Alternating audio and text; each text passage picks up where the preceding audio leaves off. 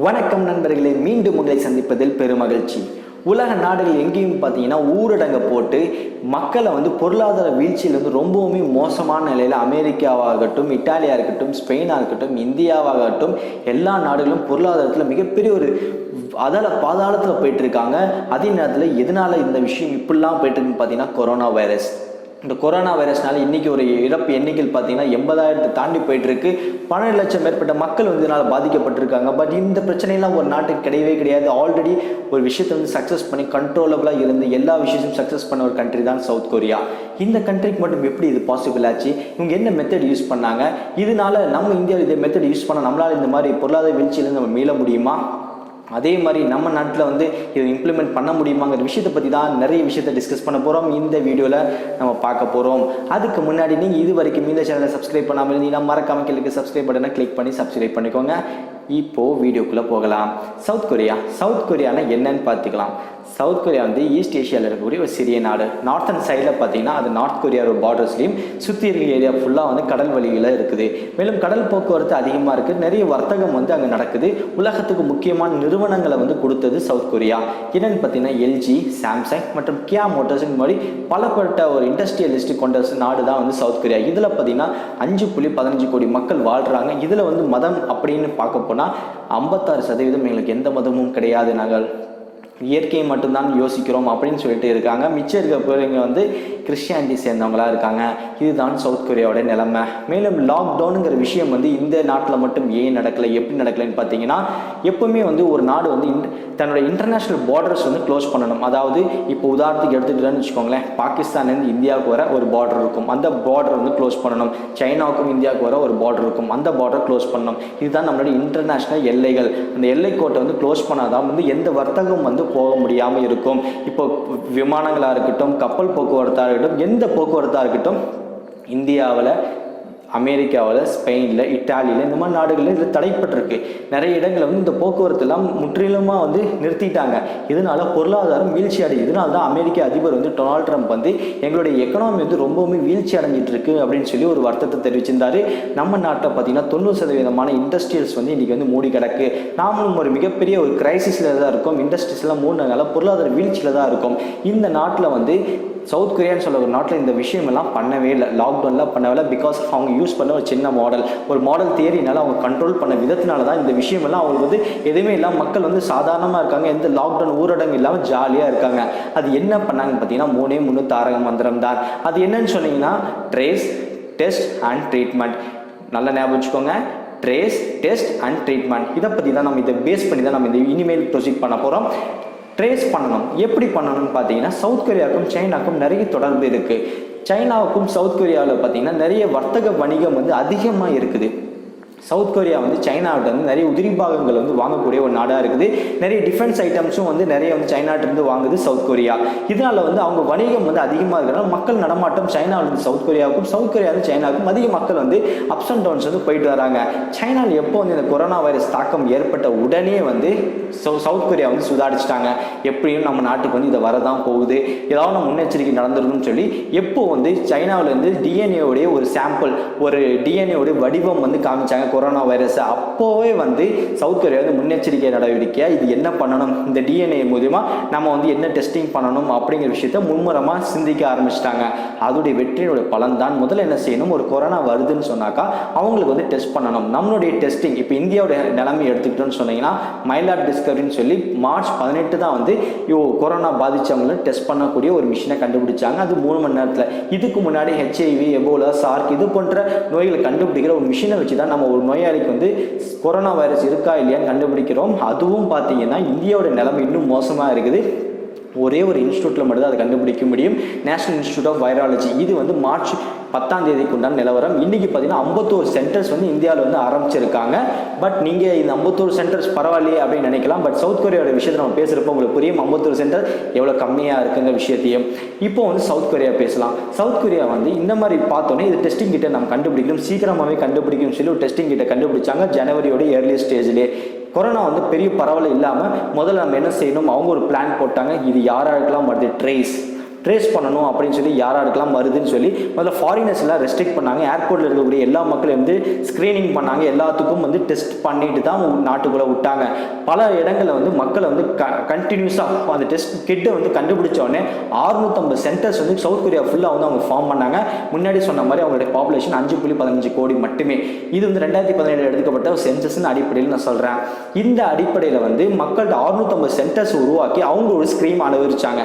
அது என்னன்னு பார்த்தீங்கன்னா வாக் த்ரூ டிரைவ் த்ரூங்கிற ஒரு ஸ்கீம். இதில் வந்து நீங்களே உங்களை வந்து சுய பரிசோதனை செஞ்சுக்கோங்க. இந்த மாதிரி கொரோனா நோய் வருது, உங்களுக்கு தாக்கம் இருக்கா இல்லையான்னு விஷயத்தை வந்து நீங்களே பரிசோதனை செஞ்சுக்கணும்னு சொல்லி ஒரு ஸ்கீம் அறிவிச்சாங்க. மக்கள் நிறைய பேர் வந்து ஆர்வமாக வந்து அது டெஸ்டிங் பண்ணிட்டாங்க. ஒரு நாளைக்கு சுமார் 18,000 நபர்கள் வரைக்கும் வந்து அதில் டெஸ்டிங் நடந்துச்சு. இதில் ஆல்மோஸ்ட் வந்து outside of the airport வந்து நிறைய ஃபாரினர்ஸ், சைனீஸாக இருக்கட்டும், எந்த நாட்டை வந்தாலும் இந்த ஸ்க்ரீன் டெஸ்ட் தாண்டி தான் வந்து உள்ளே வரணும். பட் அதுக்கு முன்னாடி வந்து இவங்க நாட்டு மக்கள்கிட்ட வந்து சுய பரிசோதனை நிறைய விஷயங்கள் செஞ்சாங்க. இதில் குறிப்பிட்ட விஷயத்தில் அவங்க ரொம்பவுமே பார்த்த விஷயம் என்னன்னு பார்த்தீங்கன்னா, உலக நாடுகள் வியந்த விஷயம் என்ன பார்த்தீங்கன்னா சிக்னிஃபிகன்ஸ். அதாவது ஒரு அதிகமான இடங்கள் ஹை ரிஸ்க் ஏரியா, இந்த ஏரியாவில் போகவே முடியாது, இங்கெல்லாம் போய் டெஸ்டிங்கே பண்ண முடியாத ஏரியாக்கெல்லாம் வந்து இடுக்கல எல்லா ஏரியாக்களும் போய் எல்லா மக்களையும் போய் டெஸ்ட் பண்ணது தான். அந்த டெஸ்ட் பண்ணிட்டு அடுத்து என்ன பண்ணாங்க, அவங்க வந்து ட்ரீட்மெண்ட் பண்ணாங்க. முதல்ல என்ன பண்ணாங்க, அவங்க எல்லாத்தையும் ஐசோலேட் பண்ணாங்க. குவாரண்டைன் நம்ம சொன்ன தனிமைப்படுத்துதல், ஒவ்வொருத்தரையும் தனிமைப்படுத்தி அவங்களுக்கு உண்டான ட்ரீட்மெண்ட்டை கொடுக்க ஆரம்பிச்சாங்க. இந்த மாதிரி ட்ரீட்மெண்ட் கொடுக்க மக்கள் வந்து ரெக்கவரி ஆகிறவங்க வந்து ஃபாஸ்டஸ்ட்டாக க்ரோ ஆச்சு. அது மட்டும் இல்லாமல் இதே நேரத்தில் வந்து அவங்க அவேர்னஸும் கிரியேட் பண்ண ஆரம்பிச்சாங்க. இன்னைக்கு நம்ம நாட்டில் பண்ணுற செல்ஃபோன் மூலயமா அவேர்னஸ் கிரியேட் பண்ணுறோம். மேலும் பார்த்தீங்கன்னா இந்த மாதிரி மாஸ்க் போடுங்க, நீங்கள் வந்து க்ளவுஸ் போடுங்க, ஹேண்ட் வாஷ் பண்ணுங்க, சானிடைசர் யூஸ் பண்ணுங்க, இந்த மாதிரி பல தரப்பட்ட அட்வைசஸ் வந்து அவங்க நாட்டு மக்கள்கிட்ட கொடுத்தாங்க. அது மட்டும் இல்லாமல் சோஷியல் டிஸ்டன்சிங் வந்து அவங்க அதிகமாக வலியுறுத்துறாங்க. ஜனவரி ஸ்டார்டிங்லேயே கொரோனா வைரஸ் வெளியே நாடுகளுக்கு வந்து பரவாத முன்னாடியே வந்து இவங்களுடைய இவ்வளோ ஒரு ப்ரிகாஷன் பண்ணி எல்லா இடத்துலையும் அவேர்னஸ் கிரியேட் பண்ண ஆரம்பிச்சிட்டாங்க. இந்த டைமில் தான் அவேர்னஸ் கிரியேட் பண்ண கொஞ்ச நாள்லேயே வந்து அப்போவுமே வந்து நிறைய பாசிட்டிவ் கேசஸ் வந்துச்சு பிகாஸ் ஆஃப் ரிலீஜியஸ் கல்ட். எப்படின்னு பார்த்தீங்கன்னா அங்கே வந்து கிறிஸ்டியானிட்டி கொஞ்சம் பேர் இருக்காங்க, நான் 40% இருக்கான்னு நம்ம சொன்னோம். அதனால கிறிஸ்டியானிட்டி பீப்புள்ஸ் வந்து சர்ச்சில் இருக்கிறப்போ அங்கே நிறைய ஒரு மாஸ் கேதரிங் வந்து அதிகமாக நடந்துகிட்டே இருந்துச்சு. சில பேர் வந்து 56% வந்து அவங்க வந்து எந்த ரிலீஜனும் சார்ந்தவர்கள் கிடையாதுன்னு சொல்லிட்டாங்க. பட் குறிப்பிட்ட மக்கள் கிறிஸ்டியானிட்டி இருந்தனால அவங்க மாஸ் ப்ரேயர்ஸ் எல்லாம் நடத்துகிறப்போ வந்து அங்கே நிறைய வந்து 9,000 பேர் வரைக்கும் அவங்க ஒரு இடத்துல கண்டுபிடிச்சாங்க. அவங்க நிறைய பேருக்கு வந்து கொரோனா பாசிட்டிவான கேசஸ் இருக்குன்னு சொல்லி. இங்கே முக்கியமான விஷயம், நம்ம நாட்டில் வந்து இந்த மாதிரி ஒரு மாஸ் வந்து சர்ச்சஸ் எல்லாம் இப்படிலாம் பண்ணுறாங்கப்பா, இவங்க தான் கொரோனா ஸ்ப்ரெட் பண்ணுறாங்க அப்படின்னு சொல்லி ஒரு பேரை வச்சு மதசாயலை பூசியிருப்போம். பட் சவுத் கொரியா என்ன பண்ணிச்சு, அந்த மாதிரி விஷயம் சொன்னாங்க. நீங்கள் நாட்டுடைய குடிமகன் தான், நீங்கள் என்ன தெரியாமல் வந்திருக்கும் உங்களுக்கும், சரி வாங்க எல்லாத்துக்கும் டெஸ்ட் பண்ணால் அதில் ஃபாரினர்ஸ் இருந்தாங்க, எல்லாத்துக்கும் வந்து டெஸ்ட் பண்ணி அவங்கள குவாரண்டைன் பண்ணாங்க, அவங்களை தனிமைப்படுத்தினாங்க. யாராருக்கெல்லாம் அந்த நோயெல்லாம் இருந்துச்சோ அவங்க எல்லாத்தையும் தனிமைப்படுத்தி அவங்களுக்கு ட்ரீட்மெண்ட் கொடுக்க ஆரம்பிச்சாங்க. இதோட சக்ஸஸ் இந்த மாதிரி ஒரு ரேட்டிங் போயிட்டு இருக்கப்போ பிப்ரவரி மாதத்தில் பார்த்தா 989 பேருக்கு வந்து பாசிட்டிவ் கேசஸ் வந்து ரெக்கார்ட் ஆச்சு. இந்த ரெக்கார்டு ஆன உடனே வந்து எல்லா நாடுகளும் அந்த சமயத்தில் பார்த்தா நிறைய ஹைப் வந்துச்சு, எல்லா நாடுகளையும் பரவ ஆரம்பிச்சு பயங்கரமான ஒரு தாக்கத்தை இட்டாலி, ஸ்பெயின், மேலும் வந்து பிரான்ஸ்ல வந்து அதிகமான தாக்கத்தை வந்து அந்த பிப்ரவரி மாதங்களில் வந்துட்டு இருந்துச்சு. மிட் ஆஃப் த மார்ச்ல பார்த்தீங்கன்னா இங்கே கொரோனாவுடைய தாக்கம் வந்து சவுத் கொரியாவில் பார்த்தீங்கன்னா அப்படியே கம்மியாகி டபுள் டிஜிட்டில் வந்துருச்சு, 100க்கு கீழே வந்துடுச்சு. இந்த மாதிரி குறை வந்துச்சு. இப்போ இன்னைக்கு ஸ்டேட்டஸ் எவ்வளோ இருக்குது, இவ்வளோ பேசுகிறீங்களே, இங்கே இப்போ எவ்வளோ இருக்குன்னு பார்த்தீங்கன்னா 10,000 நபர்களுக்கு வந்து அந்த கொரோனா பாதிப்பு இருக்குன்னு இது வரைக்கும் கண்டுபிடிச்சாங்க. ஃப்ரம் த ஸ்டார்டிங்லேருந்து இது வரைக்கும் இவ்வளோ நபர்கள் பாதிப்பு. இதில் எத்தனை பேர் ரெக்கவர் ஆயிருக்கான்னு பார்த்தீங்கன்னா 6,325 பேர் வந்து ரெக்கவர் ஆயிருக்காங்க. இதில் 177 நபர்கள் வந்து இறந்து போயிருக்காங்க. இது இறந்த நபர்களோட இன்னொரு ஸ்ட்ராட்டஜிக் பார்த்தீங்கன்னா சவுத் கொரியாவில் பார்த்தீங்கன்னா வயது முதிர்ந்தவர்கள் வந்து கொஞ்சம் பாதிப்புகள் வந்து அதிகமாக இருக்குது. அதனால 177ங்கிற ஒரு பாசிட்டிவ் ரிசல்ட்னாலும் பட் அங்கே இருக்கக்கூடிய பாப்புலேஷனில் இந்த மாதிரி விஷயம் வந்து கண்ட்ரோலபிளாக அவங்க வச்சுக்கிட்டது மிகப்பெரிய ஒரு சாதனை தான். இப்போ நம்ம சொன்னோம் இல்லையா, சென்டர்ஸோட விஷயத்தையும் சரி நம்ம நாட்டோடைய ஒரு விஷயம். மேலும் பார்த்தீங்கன்னா அவங்களோட மெடிக்கல் இன்ஃப்ராஸ்ட்ரக்சர் வந்து அதிகமாக அவங்க வந்து ஹைஜீனாக மெயின்டைன் பண்ண ஆரம்பித்தாங்க. சோஷியல் டிஸ்டன்ஸை அதிகமாக மெயின்டைன் பண்ணதுனால இன்னி வரைக்குமே பெரிய இறப்பு விகிதத்தை வந்து பாசிட்டிவ் கேசஸ் வந்தது எல்லாமே வந்து கொரோனா வந்து ரொம்ப சீரியஸான கேசஸ் இல்லை. சளி வரலாம், சில வைரஸ் அந்த பர்சன்டேஜ் வந்து அவங்களுக்கு வந்து வைரஸ் இருக்கு, இந்த பாசிட்டிவ் கேசஸ் வந்து கொஞ்சம் அதிகமாக இருக்கலாம். பட் சீரியஸான கண்டிஷன் இல்லாதனால இறப்பு விகிதம் ரொம்பவுமே கம்மியாக இருக்கு. இதை பார்த்துட்டு இருந்த உலக நாடுகள் வந்து எப்படி அவங்க இவ்வளோ தூரம் கண்ட்ரோலபிளாக கொண்டு வந்தாங்கன்னா இந்த மாதிரி சிச்சுவேஷன் வந்துச்சு. அதான் என்ன சொன்னாங்க, ட்ரேஸ், டெஸ்ட் அண்ட் ட்ரீட்மெண்ட்ங்கிற விஷயத்தை வந்து உலக நாடுகளுக்கு வந்து சவுத் கொரியா சொல்லுச்சு. இந்தியாவுக்கும் வந்து சவுத் கொரியா சொல்லிச்சு. முக்கியமான நாடுகள் பார்த்தீங்கன்னா இந்தியாவில் பார்த்தீங்கன்னா 15,000 கொரியன்ஸ் வந்து வேலை பார்க்குறாங்க. பிகாஸ் ஆஃப் நம்ம சொன்ன மாதிரி எல்ஜி, அதுக்கப்புறம் சாம்சங் மற்றும் கியா மோட்டர்ஸ்லேருந்து நம்ம இந்தியாவில் வந்து 15,000 நபர்கள் வந்து வேலை பார்க்குறாங்க. இவங்க யாருமே வந்து நாட்டை விட்டு வெளியே போகல, இந்தியாவை விட்டு வெளியே போகல. சவுத் கொரியா கவர்மெண்ட் என்ன சொல்லிச்சு, எங்கள் நாட்டு மக்கள் நாங்கள் ரெஸ்கியூ பண்ண மாட்டோம், அவங்களும் சேஃபாக தான் இருக்காங்க, அவங்களுக்கு ஏதாவது பாதிப்பு வந்துச்சுன்னா ஹெல்த் இஷ்யூஸ் வந்துச்சுன்னா நாங்கள் இந்தியாவுக்கு வந்து சப்போர்ட் பண்ணுவோம். இந்த மாதிரி இஷ்யூஸை வந்து சவுத் கொரியன் கவர்மெண்ட் வந்து இந்தியாவுக்கு வந்து சப்போர்ட்டிவாக சொல்லிச்சு. இந்த மாடல் நீங்கள் இம்ப்ளிமெண்ட் பண்ணுங்கன்னு சொல்லி உலக நாடுகள்லாம் பார்த்துட்டு இந்த மாதிரிலாம் இம்ப்ளிமெண்ட் பண்ணலாம், இது இம்ப்ளிமெண்ட் பண்ணி பார்க்கலாமா அப்படின்னு சொல்லி யோசிச்சாங்க.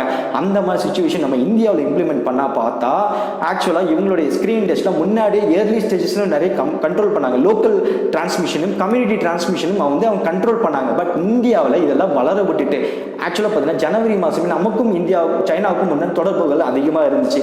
இந்த சமயத்திலே நாம கோட்டை விட்டுட்டு பிப்ரவரி மாதம் பெரிய சீரியஸ் எடுக்கல. பட் மார்ச் மாதம் அதோட தாக்கம் இந்தியாவில் அதிகமாக ஆக தான் இந்த மாதிரி லாக்டவுனுங்கிற விஷயம் நம்ம இந்தியாவில் இம்ப்ளிமெண்ட் பண்ணோம். இது ஸ்டார்டிங் இனிஷியல் ஸ்டேஜ்லேயே நம்ம ஒரு எல்லா மக்களையும் எப்போது இந்த நோய் ஃபாரின்ல இருந்தால் வருது, சைனாவில் மக்கள் இருந்தால் பரவச்சுன்னு சொல்லி ஒரு பரவலான நியூஸ் இருக்கு இல்லையா. இது ஒன்று முதல்ல ஏர்போர்ட்லேயும் சரி எந்த மக்கள் வந்தாலும் ஸ்க்ரீனிங் பண்ணி உள்ளே அனுப்பிச்சிருந்தா அந்த நோய் பரவி இருக்குமா இந்தியாவில் உருவாகுதில்ல இல்லை. இந்த மாதிரி இஷ்யூஸ் கவர்மெண்ட் தவறுனால இன்னைக்கு இவ்வளோ பெரிய ஸ்ப்ரெட்.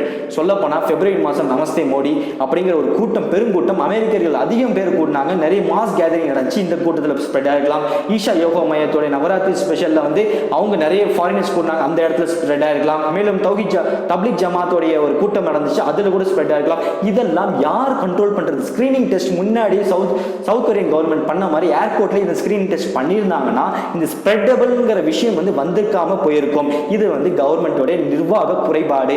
இதை மறைக்கிறதுக்காக தான் ஒரு தரப்பட்ட மக்களுக்கு மட்டும் மதசாயலை பூசி ஒதுக்குறாங்க. மக்களை நல்லா புரிஞ்சுக்கோங்க. இது இனிஷியலா கவர்மெண்ட் யார் உள்ள வரா யார் வெளியே போறாங்க விஷயம் கண்டிப்பா தெரியும். இனிஷியல் ஸ்டேஜ்ல இவங்க ஸ்கிரீனிங் பண்ணல. இந்த விஷயம் பண்ணாதனால இன்னைக்கு இருக்கிற விஷயத்துல நம்ம லாக்டவுன் எக்கனாமிக் லாசஸ்ல இருக்கும். இந்த லாக்டவுன் மேலும் கூட கூடலாம்ங்கிற விஷயத்தை கூட நம்ம சொல்லிக்கிறோம். எப்படி வேணா மாறலாம். ஏன்னா நம்மளுடைய கண்ட்ரோல் டே பை டே நம்ம இன்க்ரீஸ்மெண்ட் போயிட்டு தான் இருக்குது. இன்னைக்கு ஸ்டேட்டஸ் வரைக்கும் நம்ம இந்தியாவில் பார்த்தீங்கன்னா 51 சென்டர்ஸ் இருக்கு. டெய்லியும் பார்த்தீங்கன்னா ஒரு 10,000 பேர் இதுவரை தான் பண்ணிட்டு இருக்கு. அங்கே இருக்கக்கூடிய 650 சென்டர்ஸ் வெறும் 5 கோடி மக்களுக்கு 650 சென்டர்ஸ் யூஸ் பண்ணாங்கன்னா இந்தியாவில் கிட்டத்தட்ட அந்த கணக்கு வச்சு பார்த்தோன்னா 20,000 சென்டர் வேணும். 20,000 டெஸ்டிங் சென்டர் இருந்தால் தான் எல்லா மக்களையும் டெஸ்ட் பண்ணணும். அப்போ தான் இந்த கொரோனாவை கண்ட்ரோல்டு கொண்டு வர முடியும். எத்தனை லாக்டவுன் பாட்டாலும் இந்த டெஸ்டிங் கண்ட்ரோலபிள் நிறைய பேருக்கு டெஸ்ட் எடுக்கலன்னா மீண்டும் ஒரு லாக்டவுன் ரிலீஸ் பண்ண உடனே மறுபடியும் ஸ்ப்ரெட்டபிள் ஆகக்கூடிய டிசீஸாக தான் மாறும். இப்போ அப்படி மறுபடியும் சைனாவில் மறுபடியும் ஸ்ப்ரெட்டபிள் ஆகிட்டு வருது. அதே சுச்சுவேஷன் தான் இந்தியாவிலையும் நடக்கக்கூடும் சொல்லிட்டு நம்மளுடைய புவர் இன்ஃப்ராஸ்ட்ரக்சர் நம்மளுடைய மெடிக்கல் ஹைஜீனும் பெரிய விஷயமெல்லாம் கிடையாது. இன்னைக்கு கூட நம்ம பார்த்தீங்கன்னா ஒரு மாஸ்க் ஆகட்டும் சானிடைசர் ஆகட்டும் சைனாவிலிருந்து வாங்கக்கூடிய நிலைமையில தான் இருக்கும். எவ்வளோ பாதிப்பு வந்தாலும் சைனாட்ட கையேந்த விதத்தில் தான் இருக்கும். மேக் இன் இந்தியா திட்டத்திலேருந்து பல திட்டம் நம்ம நாட்டில் ஃபெயிலியர் ஆயிருக்கு. பட் இருந்தாலும் நிர்வாக குறைபாடு ஒரு குறிப்பிட்ட ஒரு அரசாங்கத்தை குறை சொல்றதுல இத்தனை நாள் வரைக்குமே பப்ளிக் ஹெல்த்தில் எந்த கவர்மெண்ட்டுமே இந்தியா கவர்மெண்ட் எத்தனையோ கவர்மெண்ட் ஃபார்ம் ஆயிருக்கு. எல்லாருமே குறைஞ்சபட்ச ஒரு சுகாதாரத்துக்கு பப்ளிக் ஹெல்த்துக்கு கொஞ்சம் அமௌண்ட் தான் குறைச்சிருக்காங்க. ஜிடிபிலேருந்து பார்த்தா 1.3% தான் இந்தியாவில் அந்த ஒதுக்கியிருக்காங்க அப்படி சொல்லி ஒரு புள்ளி விவரம் சொல்லுது. இந்த மாதிரி சிச்சுவேஷன்ல உலக நாடுகளே பார்த்தா 1.3% ஜிடிபி பப்ளிக் ஹெல்த் ஸ்பெண்ட் பண்ண போற லோயஸ்ட் ரேங்கிங்ல இருக்கக்கூடிய ஒரு கண்ட்ரில one of the country 130 billion மக்கள் இருக்கக்கூடிய இந்தியாவில் தான் இந்த மாதிரி ஒரு கேவலமான இஷ்யூஸ் எல்லாம் நடக்கும். இதெல்லாம் நம்ம தெரிஞ்சுக்கிட்டு இப்போ நம்ம கவர்மெண்ட் மேல குற்றம் சொல்லி தப்பு ஒன்றும் பண்ண முடியாது. கம்யூனிட்டி ஸ்ப்ரெட் ஆயிட்டு வருது. இப்போ பெஸ்ட் வே என்னன்னு பார்த்தீங்கன்னா நம்மளுடைய சோசியல் டிஸ்டன்சிங், நாம செல்ஃப் குவாரண்டைன் நம்ம உலகத்தில் நம்ம இருக்கக்கூடிய பகுதியில் நமக்கு ஏதாவது நோய் தொற்று ஏற்பட்டுச்சு நாம் தனிமைப்படுத்திட்டு தான் ஒரு செல்ஃபான இஷ்யூஸ்ன்னு சொல்லிட்டு இந்த வீடியோவை நான் இங்கே முடிக்கிறேன். மேலும் இந்த சவுத் கொரியானோட மாடலை பற்றி நீங்கள் என்ன நினைக்கிறீங்க? மேலும் நம்ம கவர்மெண்ட்டோடைய எந்த மாதிரி இம்ப்ளிமெண்டேஷன் உங்களுக்கு ஏதாவது ஐடியா இருந்துச்சுன்னா மறக்காம கமெண்ட் பாக்ஸில் கமெண்ட் பண்ணுங்க. மீண்டும் ஒரு நல்ல வீடியோவில் நான் உங்களை சந்திக்கிறேன். நன்றி, வணக்கம்.